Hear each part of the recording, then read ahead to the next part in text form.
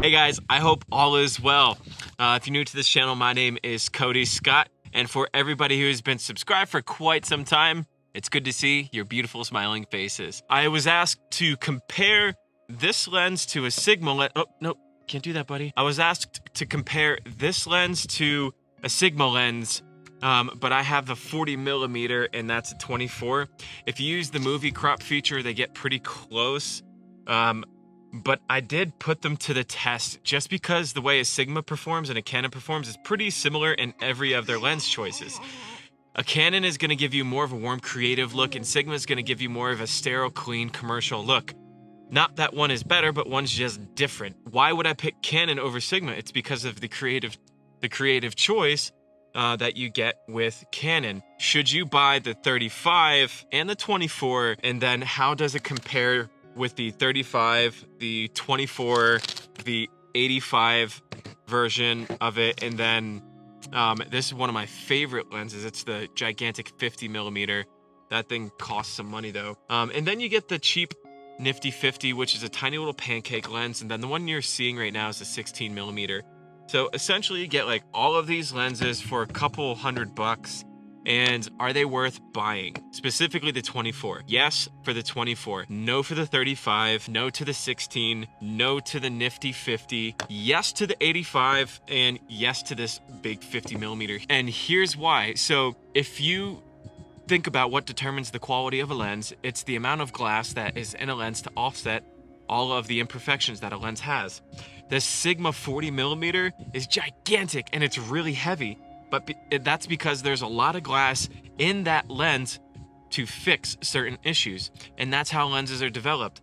Lenses that have a small amount of glass is going to have a lot of imperfections versus lenses that have a lot of glass, you'll have less imperfections, and that's how lenses work. The lenses that you get, like this 50mm pancake lens and the 16 one that you're seeing now, they're so small that there's not enough glass in them to compensate for all of the things you don't want in your image, like chromatic aberration and a soft image. You can't just remove something from a lens if it has a lot of chromatic aberration or terrible bokeh. You have to add more glass to offset the other pieces of glass. And that's why lenses are more expensive, because there's more glass to offset all of those bad characteristics you don't want in a lens. The 24mm has more glass than the cheap, really cheap, like $200 lenses, but not more than the really expensive lenses. In the middle, I'm calling this like a medium in the middle intermediate lens, there's enough glass in here to offset the characteristics, and because it's an RF mount and you're decreasing the flange distance, which is the distance from the back of the lens to your sensor, you're actually removing the chromatic aberration issues that you would get in lenses that don't have enough glass. When you're trying to determine whether or not you should buy this lens, are you going to use this lens more than once, or is it a unique once-in-a-lifetime type of lens? If so, you don't buy those lenses, you rent them. And the 24mm, because it's stabilized, because it's fast, because it has enough glass to offset the things, and because it's manual focus, this lens will stay in my kit from now on when I'm using the Canon R6. Now, you might be asking, the 24 and the 35 are so close in focal range. Should you buy both of them? And no, the answer is no. Put my 24mm in my camera bag, put my 85mm in my camera bag, put my 50mm in my camera bag, and I now have all my lenses to shoot great video, great close-ups, great landscapes. Maybe for a top-down shot, it would work really well for a gear unboxing. And that's really it, guys. I think it's a great purchase. It's high quality, it's fast. There's going to be a video coming that shows, you know, like all the cinematic shots that you can get with this lens, as well as some photos if you're a photographer. So that video is coming. It'll probably be next Tuesday that I can get to that. Yes, you should buy it. It is definitely worth the investment. And for me, it will pay off because I shoot a lot of Airbnbs as I travel around the country for free.